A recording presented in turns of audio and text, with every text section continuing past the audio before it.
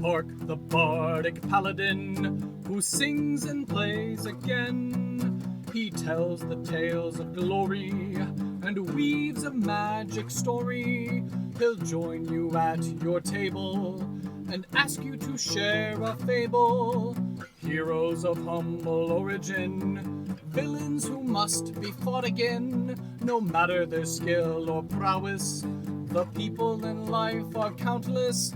So we pray you heed our request. Enjoy this tale of sidekicks and side quests.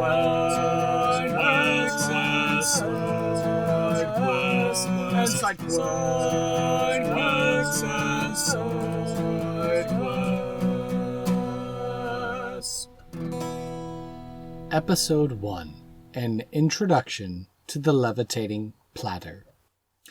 Hello, and welcome to Sidekicks and Side Quests, the Dungeons & Dragons podcast that helps to put humans back into humanity and breathe life into your campaign NPCs with backstory and bravado. That's right, we're building a world, one character at a time. I am your host, Kurt Crenwelge, the Bardic Paladin, and welcome to the Levitating Platter. Hello. So this, I suppose, is my first official episode. So hello to all of you listeners, whether you are brand new to the stuff that I do online or you hung around from the old podcast that I used to do with my best friend Anson called Blank Tape.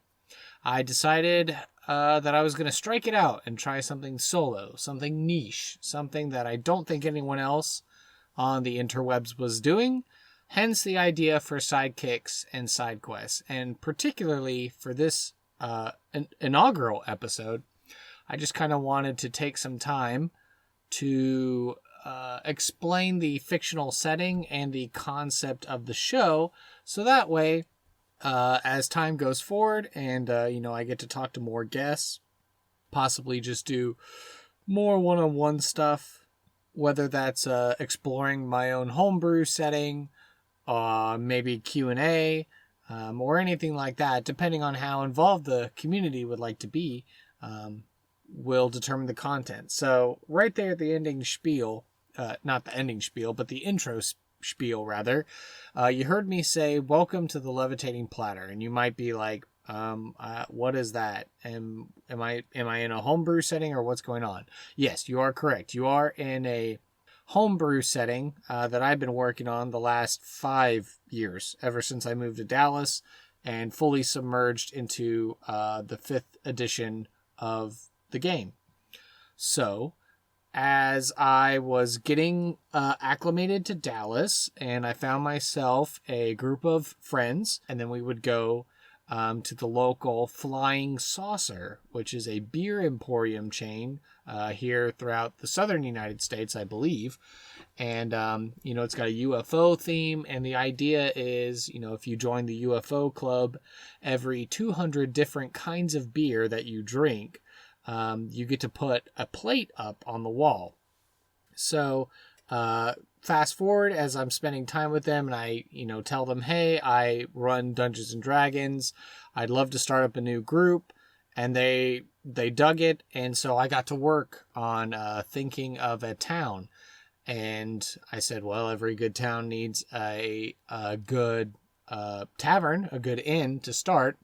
And I thought that since my group started their adventures in a somewhat similar kind of establishment as the weekly place that we would go to normally, I decided to shamelessly parody my favorite weekly haunting spot and change the name to the Levitating Platter. So it's in this town called Alchester, and it's run by a rather interesting character named Randolph. And Randolph is obviously a parody of Gandalf the Grey, the White. And he's an archwizard, but he runs a tavern that has levitating platters. It wasn't until just recently that it clicked with me and I figured out why that was. I thought, oh, maybe he spent a lot of money and enchanted a bunch of platters that would just kind of float around the establishment. You'd put your money on the platter and tell it what you wanted, and magically the items would appear that you had ordered. So that way Randolph didn't have to worry about wait staff and stuff like that. It wasn't until literally last week that I figured out what it was.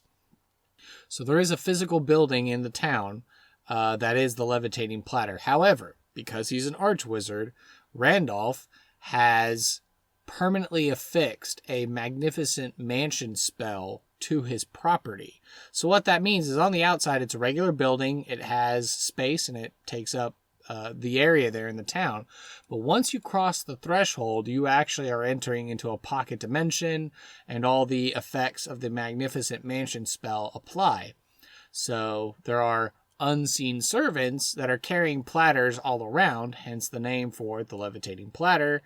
And Randolph has a fun, cool place where he can make a lot of income for the goods and services that he is able to charge and have available there in his magnificent mansion. And and he has a nice clerk named Mr. Underhill that helps him run the place. And because it's a magnificent mansion, Randolph is able to change the inside of it at a whim, at a moment's notice. So I kind of like to think of it as kind of like a TARDIS tavern, if you will. So why am I telling you all about this place? Well, one, because it's in the intro of the show, and two, it's what I like to imagine for the exercise of this podcast, that my fictitious version of myself has entered this world as a bardic paladin with my name. And because the archwizard Randolph is a master of the magical arts, he is able to open a portal, or open a rift, if you will, to our common world. And so when I'm interviewing my friends, they're crossing the threshold, they're entering this pocket dimension, kind of like a podcast is sort of like a pocket dimension, and we're just having a chat. And what is the format of the show? So it's the aim of the show is to be 30 minutes. So the first half is where I introduce my guest, and I do a short interview with my guest. If you listen to the finale episode of Blank Tape, I kind of went into a little more detail about my kind of ethos and thinking.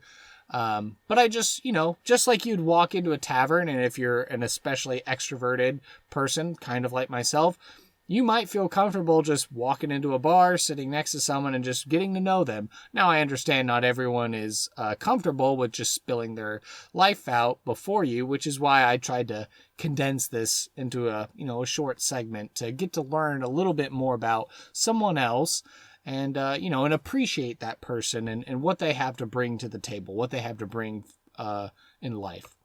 Then the next half of the show, or the next segment rather, is what I'm calling the NPC creation.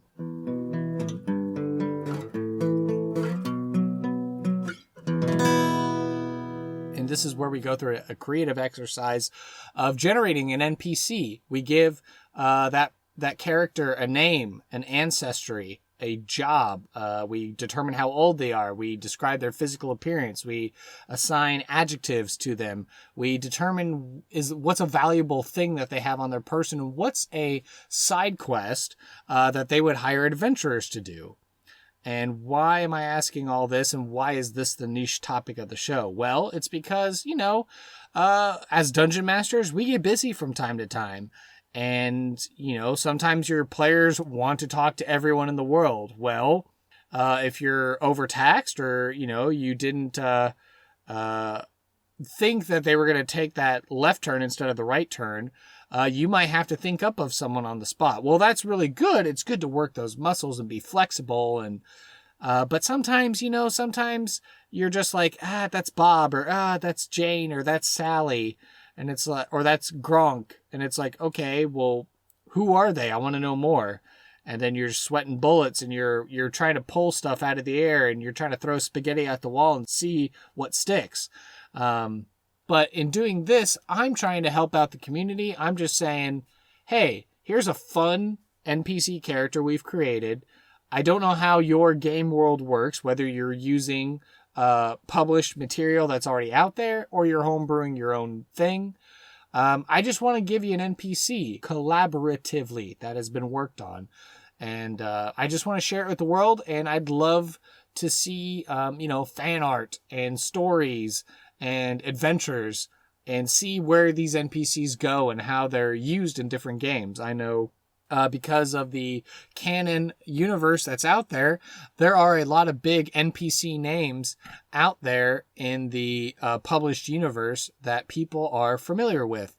You've got, Dritzt, and you've got, Acquisitions Incorporated, you've got Critical Role. These are some big name NPCs that a lot of people in the hobby are familiar with. So all I'm trying to do is just add my little resource and make it available on the internet for everyone. So that way you don't have to sweat it. And Dungeon Masters, this isn't just for you necessarily. Maybe you have a player character that's struggling to find a hook in their backstory. Well, they can come to this show and, they can listen along and maybe they can get inspired. Maybe they decide, hey, I really like that NPC that was on the show. I'm going to incorporate them into my backstory. Great. That's awesome. Let us know how they're doing. And then after we've gone through that whole exercise of creating an NPC, we go to the random encounter.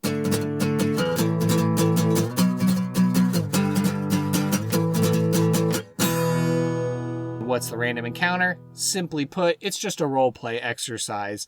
I try to take the persona of someone in the scene, and then I ask my guest to voice and take on the mannerisms of the NPC that's been created. And we just do a short role play system to kind of help give a possible example of how this character might be interpreted.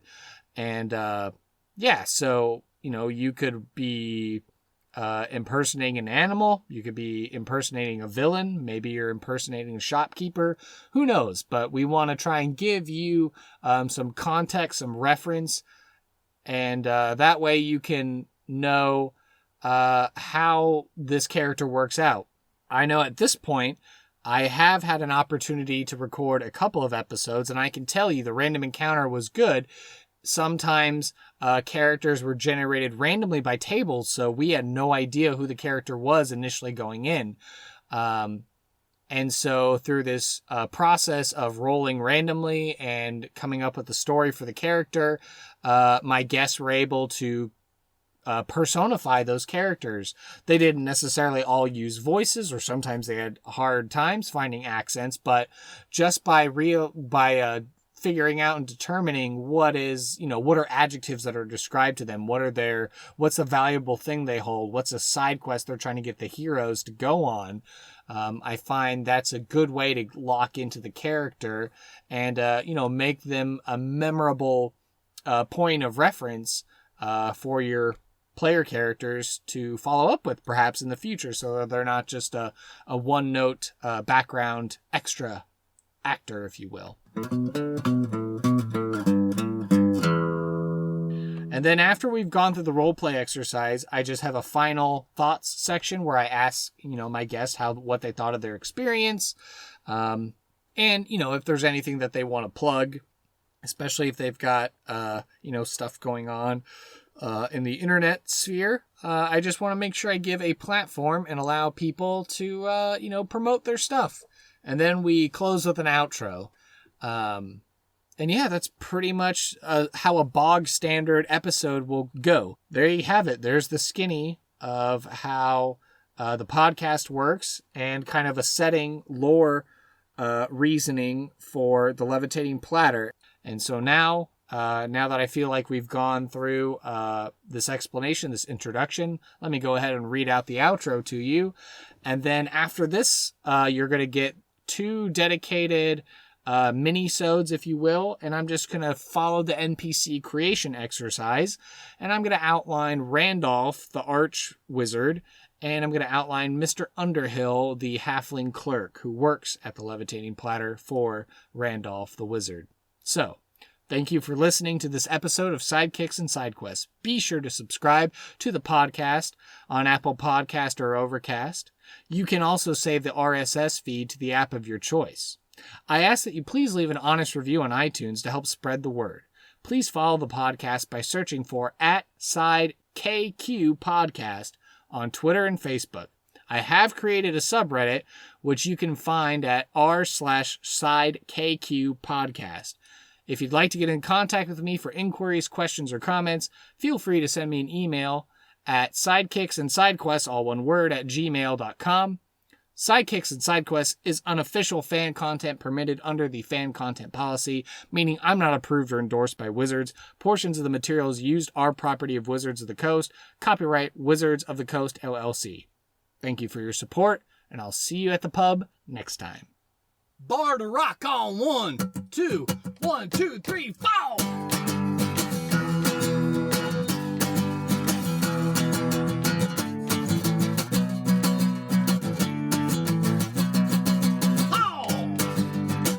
Sidekicks and Sidequests.